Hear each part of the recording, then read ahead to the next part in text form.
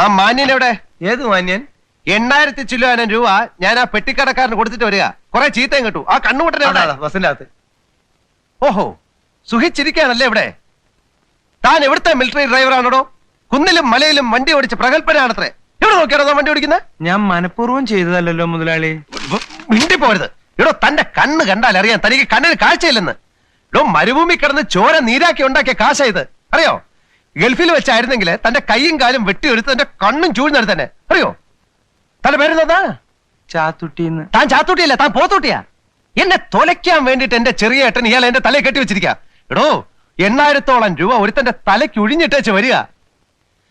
ചെറിയേട്ടന്റെ ആളായതുകൊണ്ട് ഇയാളെ ഇപ്പൊ ഞാനൊന്നും ചെയ്യുന്നില്ല. ഞാനൊരു തൊഴിലാളിയാണ്. ഒരു തൊഴിലാളിയുടെ വികാരം എന്താണെന്ന് എനിക്കറിയാം.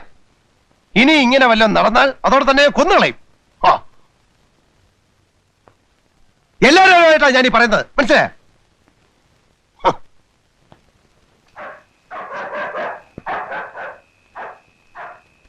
അങ്കിൾ, രണ്ടുപേരും അങ്കിളിനെ കാണാൻ വന്നിരിക്കുന്നു. ആരാ? ആരെന്നറിയില്ല.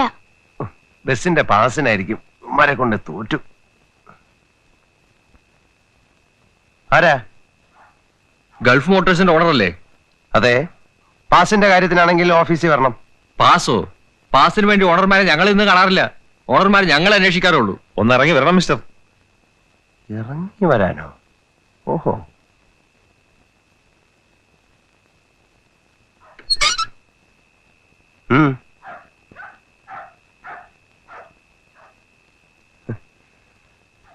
ഇങ്ങോട്ട് വരണം.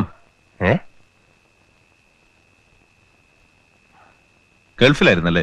അതെ. ആ, അതുകൊണ്ട് ചിലപ്പോ പ്രഭാകരൻ സാറിനെ പറ്റി കേട്ട് കാണില്ല.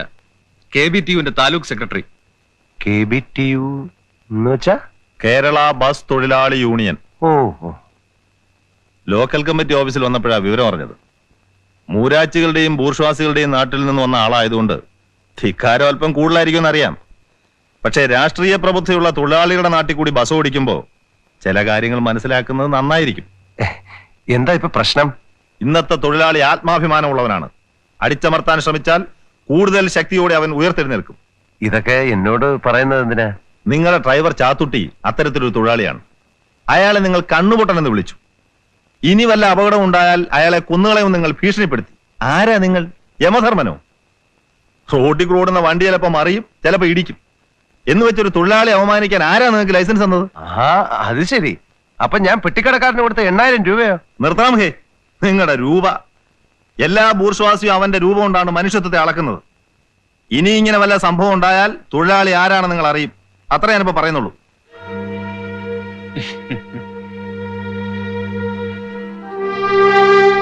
ആരെ നീ ഇപ്പൊ അവമാനിച്ചത്? എന്താ എനിക്ക് എന്റെ ആവശ്യം?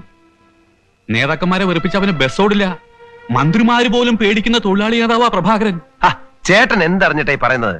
ബസ് കയറ്റി കട പൊളിച്ചതിന് 8000 രൂപ കൊടുത്തത് ഞാനാ. അതിന് ഞാൻ ആ ഡ്രൈവറെ ഒന്ന് ദേഷ്യപ്പെട്ടു പോയി. അതാ കുഴപ്പം. തൊഴിലാളികളുടെ കാല് പിടിച്ചിട്ടാണ് ഞാൻ ഹോട്ടൽ നടത്തുന്നത്. നമുക്ക് ദേഷ്യം വരരുത്. അഥവാ ദേഷ്യം വന്നാൽ തന്നെ അത് പ്രകടിപ്പിക്കരുത്. മനസ്സിൽ എത്ര ദേഷ്യം ഉണ്ടെങ്കിലും ചിരിച്ച മുഖത്തോടു കൂടി വേണം ഇപ്പോഴത്തെ തൊഴിലാളിയോട് സംസാരിക്കാൻ. മനസ്സിലായോ?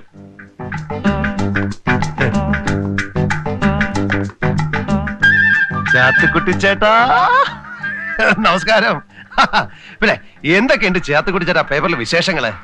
ചാത്തുക്കുട്ടി ചേട്ടൻ രാവിലെ എന്ത് കഴിച്ചു? ഇത്രയും ദിവസമായിട്ട് ചാത്തുക്കുട്ടി ചേട്ടന്റെ വീട്ടിൽ ആരൊക്കെ ഉണ്ട് എന്ന് ഞാൻ അന്വേഷിച്ചിട്ടില്ല. പിന്നെ ആരൊക്കെ ഉണ്ട്? എത്ര കുട്ടികളുണ്ട്? എന്താ കുട്ടികളെയൊക്കെ കൊണ്ടുവരാത്തത്? അവര് ബസ്സിൽ കയറി ഫ്രീ ആയിട്ട് അങ്ങോട്ടും ഇങ്ങോട്ടും ഒക്കെ സഞ്ചരിക്കട്ടെ. ഹംസ, വത്സ, എന്തൊക്കെയുണ്ട്? പിന്നെ നിങ്ങളുടെ ഊണ്, കാപ്പി, ചായ ഇതിനെ കുറിച്ചൊന്നും ഞാൻ ഇതുവരെ അന്വേഷിച്ചിട്ടില്ല. സമയമില്ലാത്തതുകൊണ്ടാണ് വേറെ വിചാരിക്കരുത്. ഞാനൊരു കാര്യം ചെയ്യാം. നാളെ മുതൽ നല്ല മനോഹരമായ ഊണ് ഒരു കാരിയറിലാക്കി കൊണ്ടുവരാം. നിങ്ങളുടെ എന്ത് പ്രശ്നവും പ്രോബ്ലംസും എന്നോട് സംസാരിക്കാം. ഏത് കാര്യവും സ്വതന്ത്രമായിട്ട് ഡിസ്കസ് ചെയ്യാം. നിങ്ങളെ ദയവ് ചെയ്ത് എന്നെ ഒരു മുതലാളിയായിട്ട് കാണട്ടെ. അയ്യോ, അത് പറ്റില്ല. മുതലാളി ഞങ്ങളുടെ ദൈവമല്ലേ. എന്റെ അച്ഛൻ ചോദിച്ചു മുതലാളിയുടെ ഒരു ഫോട്ടോ എന്തിന് വീട്ടിൽ തൂക്കാൻ. അയ്യോ, നമ്മളൊക്കെ ഒന്ന് മനസ്സിലാക്കണം. അതായത് ഈ സർവ്വരാജ്യ തൊഴിലാളികളെ സംഘടിക്കുവിൻ എന്ന് ആരാ പറഞ്ഞത്? ആരാ പറഞ്ഞിട്ടുണ്ട്? അത് സമയമായിട്ടും പോകാത്തെന്താ? അയ്യോ സോറി കേട്ടോ. അയ്യോ, ഞാൻ നിങ്ങളെയൊക്കെ ഡിസ്റ്റർബ് ചെയ്യായിരുന്നു അല്ലേ? അപ്പം പിന്നെ ഇത് പിന്നെ വായിച്ചാ പോരെ? ഞാൻ വെച്ചോളാം എന്നാട്ടെ. ഓക്കെ, കയറിയാട്ടെ. ചെട്ടിക്കാവ് ചെട്ടിക്കാവ് ചെട്ടിക്കാവ് അമ്പലക്കടവ് ചെട്ടിക്കാവ് അമ്പലക്കടവ് ചെട്ടിക്കാവ് അമ്പലക്കടവ് ചെട്ടിക്കാവ് ചെട്ടിക്കാവ് അമ്പലക്കടവ് ചെട്ടിക്കാവ് അമ്പലക്കടവ്.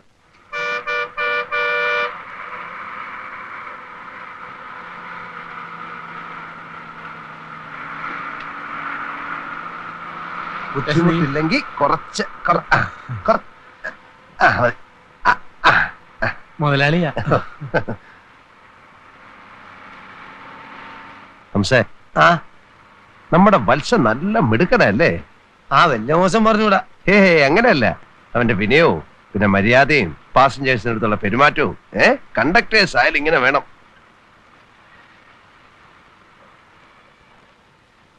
അല്ല പുള്ളി ബ്രേക്ക് ഇൻസ്പെക്ടർ. അത് നമ്മുടെ ബ്രേക്കിന് കുഴപ്പമൊന്നുമില്ലല്ലോ. അതല്ലാന്ന് അവര് തോന്നിയ മാതിരിയല്ലേ ഇതൊക്കെ ചാർജ് ചെയ്യാ. എന്താ പ്രശ്നം? വത്സ ആ കടലാസം കൊണ്ടെടുത്തോ, ബ്രേക്ക് ഇൻസ്പെക്ടർ ചെയ്യാൻ വെച്ചിട്ടുണ്ട്. ട്രിപ്പ് ഓടുമ്പോ പിടിക്കുന്നത് കഷ്ടാ. ബസ് ഇറങ്ങുന്നതിന് മുമ്പ് നിങ്ങൾ ഇൻസ്പെക്ടറെ പോയി കണ്ടില്ലേ? ഇല്ല, ഞാൻ ഓർത്തില്ല. പിന്നെ നിങ്ങൾ എന്തോ ഓർത്തിരിക്കുന്നു? വേൻ ചെല്ലു, മൂപ്പർക്ക് ചൂടാവേണ്ടേന്.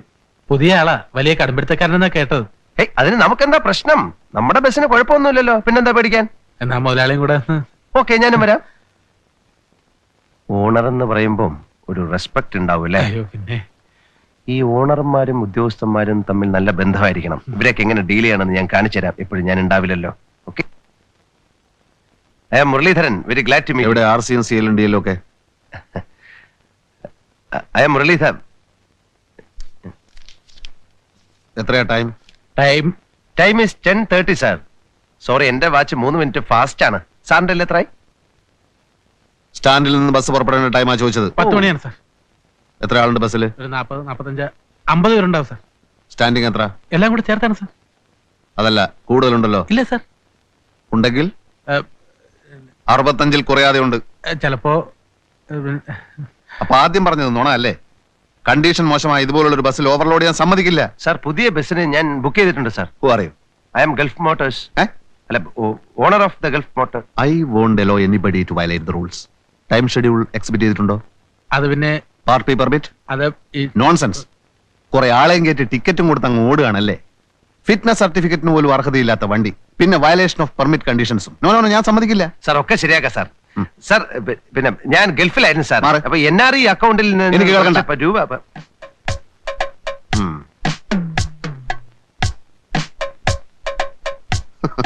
ടയറൊന്നും റീസോൾ ചെയ്തിട്ടില്ല. ഇങ്ങനൊരു വണ്ടി ഓടിയിട്ട് ഇപ്പൊ ഒരു കാര്യമില്ല. ഫസ്റ്റ് എയ്ഡ് ബോക്സിൽ മെഡിസിൻസ് ഉണ്ടോ? ഉണ്ട് സാർ. നല്ല വില കൂടിയ മരുന്നുകൾ വാങ്ങിക്കാൻ ഞാൻ പറഞ്ഞിട്ടുണ്ട് അല്ലേ? Let me see it. മുറിവിൽ മരുന്ന് പറ്റണം. ഏ?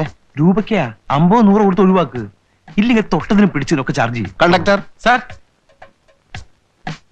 ഇൻസ്പെക്ടർ ലേശം നീങ്ങ്. ഫസ്റ്റ് എയ്ഡ് ബോക്സ് തുറക്കൂ. സാർ, മെഡിസിൻ കാണും സാർ. തുറക്കാനാ പറഞ്ഞത്.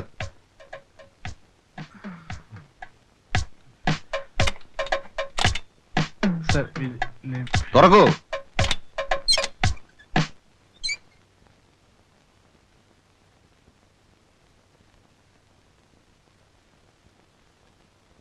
ഇതാണോ തന്റെ മെഡിസിൻസ്? സാർ, ഇതാണോ തന്റെ മെഡിസിൻസ്? സാർ, അതെ സാർ, തൽക്കാലം ഒരു ആക്സിഡന്റ് ഉണ്ടാവുമ്പോ വാങ്ങിച്ചു വെക്കാന്ന് കരുതിയാ. തൽക്കാലം സാർ ഇത് വെക്കണം. പോരെങ്കിൽ ഞാൻ സാറിനെ വീട്ടിൽ വന്ന് കാണാം സാർ. Please please. എന്താണോ ഇത്? ഇത് എന്താന്നാ ചോദിച്ചത്? ഇത് ചെറിയൊരു കൈക്കൂലിയാണ് സാർ. What you mean? ഉത്തരവാദപ്പെട്ട ഒരു സർക്കാർ ഉദ്യോഗസ്ഥനെ അപമാനിക്കുന്നു. It is an insult to all government officials. It is an insult to my department. My dear man, I am not going to leave you. Sir, sir, ഞാൻ Conductor, sir, this vehicle shall not be used in a public place until the vehicle has been passed as fit for use by the authority competent. Okay? Sir, ആളുകൾ ഇറക്കി വിട്ടോളൂ. Take this vehicle to my office at a speed not exceeding 15 kilometers per hour. ഞാൻ നിങ്ങളുടെ fitness certificate cancel ചെയ്യാം. ഒരു അബദ്ധം I പറ്റിപ്പോയതാണ്. don't want to talk to you. I won't allow anybody to violate the rules. Come on. മറ്റു ചാർജുകൾ എഴുതരാം. Come on.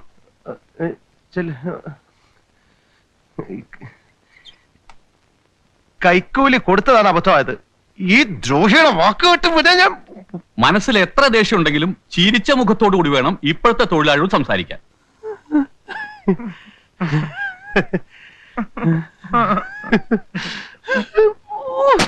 Oh